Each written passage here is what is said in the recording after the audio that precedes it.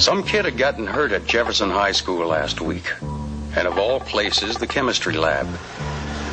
My partner, Bruno, and I were conducting the follow-up investigation.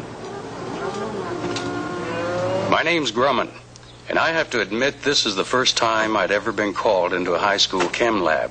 But I have investigated my fair share of accidents, and one thing I've learned is that there's nothing accidental about them. Somebody goofed. Let's go, Bruno. Lieutenant, can I talk to you for a second? Hey, not now, Bruno. I'm busy. Okay, you're the boss. The office sent us up to see Mr. Petrie, the chemistry teacher.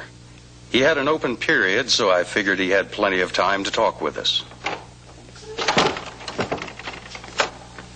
Bruno may not have been the brightest guy in the department, but he was a good man to have around. May I help you? Morning. I'm Lieutenant Grumman. This is Sergeant Bruno. I think you know why we're here. The place looked real nice. It was all neat and orderly. Clean floors and uncluttered tabletops. The guy even had safety posters on the walls. Hard to imagine an accident happening here. It's very rare. But you know, a chem lab can be a dangerous place. There are hazards everywhere. You're kidding. Where? Let me show you around. Lieutenant, can I talk to you a second? Not now, Bruno. I'm busy. Still busy. You see this? Yeah. Nitric acid. 1 drop can burn a hole through your skin.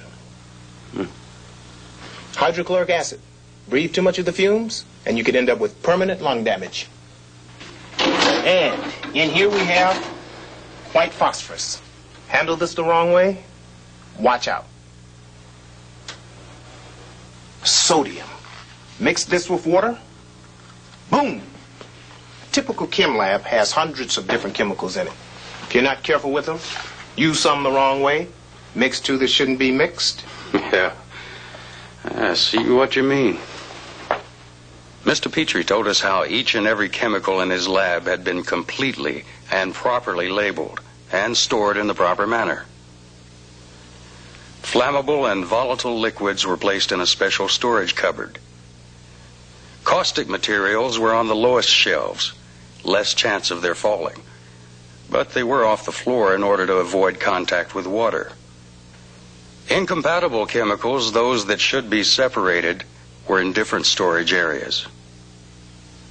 It may have been a high school chem lab, but I could see this wasn't kid stuff. Then there are all the other dangers.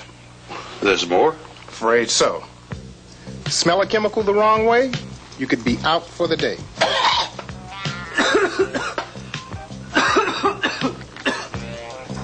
Drink out of a beaker, I don't care how clean it looks.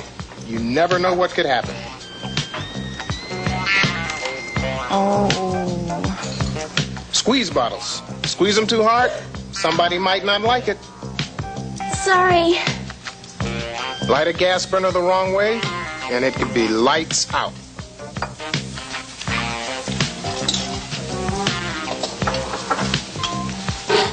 Hey, you got some matches? Oh, no, sorry. Rebecca, you got some matches? Oh, no, I'm sorry. Hey, you got some matches? Yeah. Here. Hey, thanks a lot. Yeah.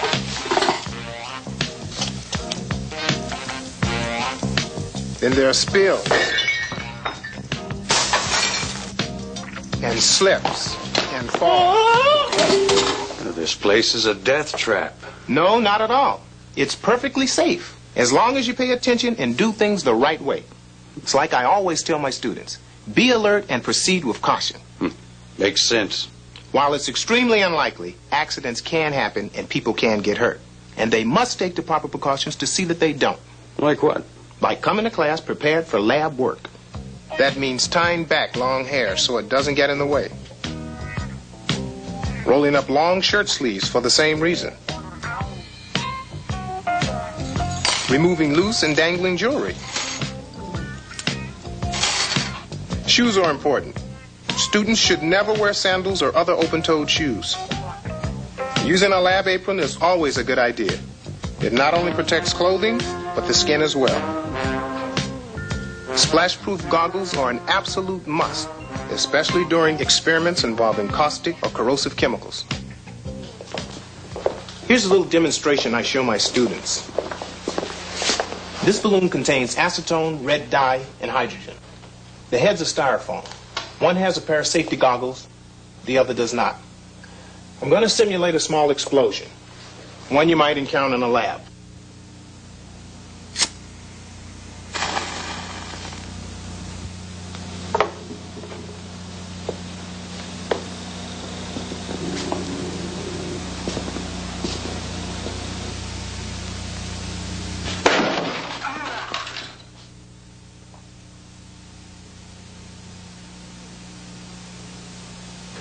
If this were a kid, he'd probably be blind.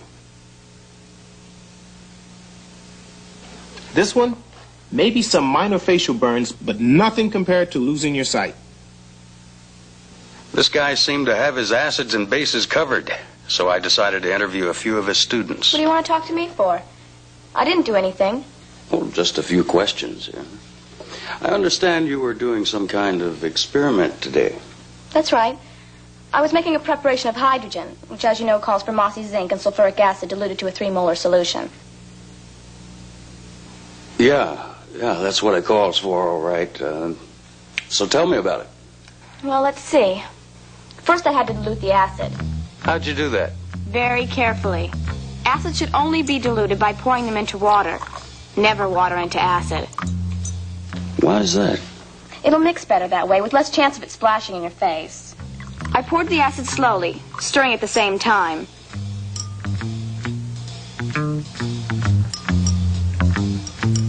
Then I rinsed the stirring rod in water and placed it on the bench. You're not going to believe this, but once I saw a guy put a stirring rod in his mouth. A good rule in the lab is to put nothing in your mouth. You should never touch the chemicals with your hands either. How do you know you were diluting sulfuric acid and not something else? Mix-ups can happen. That's why everything we use is labeled. And then we check and double-check those labels before we use them. It's kind of like what Mr. Petrie's always telling us. Be alert and proceed with caution. Yeah, I've heard that. I figured it was time to give the kid a quick test. So what would you have done had you spilled some of that? Spilled acid can really be dangerous and should be cleaned up right away. The best thing to use is a sodium bicarbonate solution, which Mr. Petrie keeps handy whenever we're working with acids.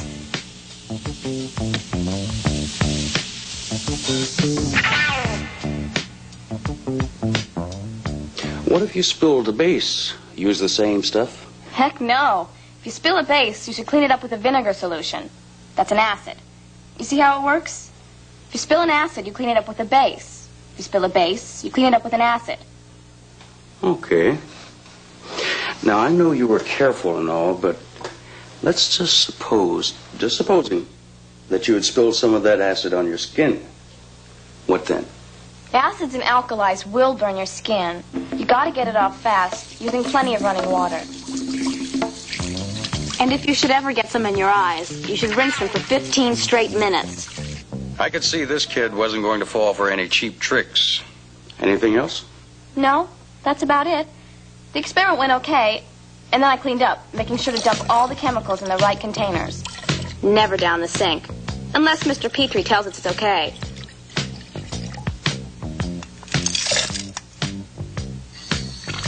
Then I cleaned everything I used and put it back in its proper place.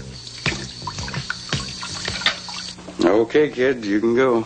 That's it? I'm off the hook? Yeah, you're clean. Great. It was time to move on to somebody else. Lieutenant, can I talk to you for a second? Not now, Bruno. I'm busy. I understand you were working with a gas burner today. That's right. Pretty dangerous, isn't it? Well, it can be if you don't know what you're doing, but Mr. Petrie gave us complete instructions. Go on. Well, the first thing I did was to make sure that the burner hose was properly connected to the gas jet and not the compressed air outlet. Then I lit the match first, and then turned the burner on. You gotta remember to light the match first, Otherwise, gas could build up in the air. Then I made sure to throw the match into the right container and not the wastebasket. What would you do if there were some volatile materials around, like alcohol or ether? Well, I make sure there's none of that around before I light the burner. Okay. So what happened next? Well, let's see. I had to bend some glass tubing for an experiment I was doing. First, I cut the tubing to the right length. I did this by making a deep scratch in the glass with a file. Then I covered it with a towel and bent it away from me using my thumbs. I fire polished the rough ends.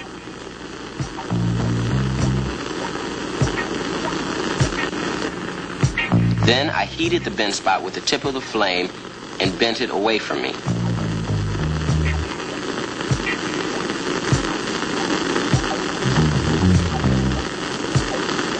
Then I set it down to cool.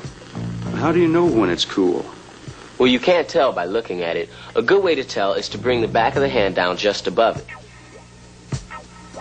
What'd you do with the tubing? I was setting up an experiment, and I needed to run it into a rubber stopper. Sounds like that could get tricky. Yeah, it can be. What you have to do is lubricate it first. Glycerin is best. Then you use a towel to protect your hand and insert the tube slowly using a rotating motion. You gotta be real careful. The stuff breaks easy. Then what? I had to heat some chemicals in a test tube. As always, I made sure the open end of the tube was pointed away from me. Why is that? For safety.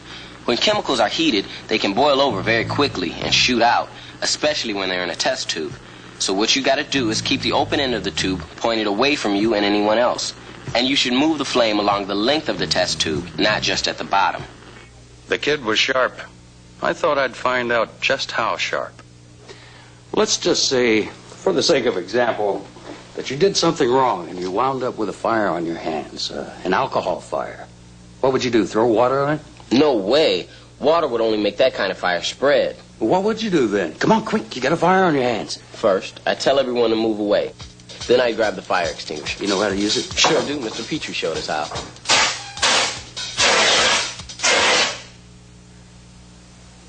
And what if someone's clothing caught on fire? Would you use the fire extinguisher? Oh, no. A fire extinguisher should never be used on a person. Then what would you do? I'd smother it using the fire blanket. Located where? Right over there.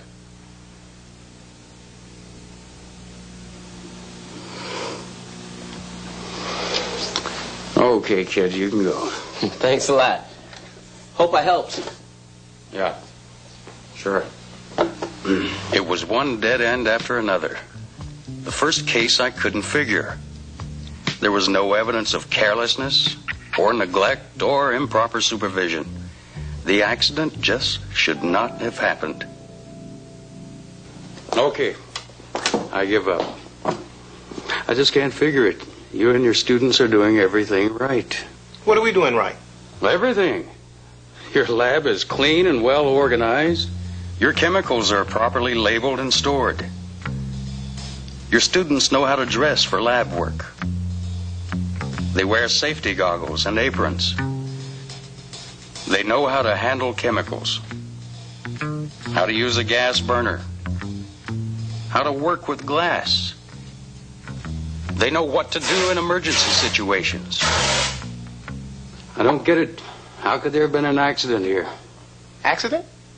What accident? The lab accident here at Jefferson High. This isn't Jefferson High. What'd you say? I said this isn't Jefferson High. Is that right, Bruno? This isn't Jefferson High? It sure isn't, Lieutenant. That's what I've been trying to tell you. Good talking to you. Anytime, Lieutenant. Come on, Bruno. Let's go to Jefferson High. Okay, boss.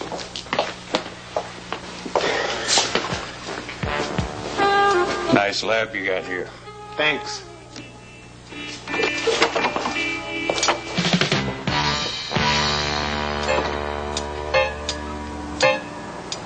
Like I was saying, Bruno may not have been the brightest guy in the department, but he was a good man to have around.